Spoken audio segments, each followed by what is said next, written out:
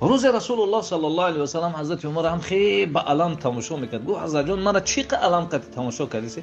گفت عمر همین فکر دارم که روز تو میبری و رفیقات زیر خاکت میکنن تا قمه مونانت میآیند تو او دو پرسنده میپرسند تو چی جواب میداده باشی؟ من همون فکر دارم.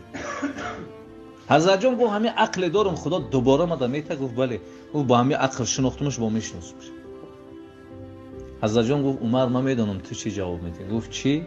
گفت همیشه تو را میپرسن خدای تو کی است؟ تا او را سوال میده اول خودتون بگین که خدای شما کی است که میگین مرا میپرسن. روز حضرت عمر پیامبر دست خبید. گفت عمر مرا دوست میداری؟ گفت بله حضرت جان. گفت مرا زیاد دوست میداری آتت؟ گفت شما را آچت هر کسی را میگفت آخران مرا زیاد دوست میداری یا خطا؟ حضرت جان من خمایت زیاد دوست میدارم. گفت حالم ایمانت کامل است. بیرون برآمد بچه‌ش تشویش. گفت آتا جان چرا تشویشی؟ گفت رسول الله میخواد سوال داد میخواد جواب دادم.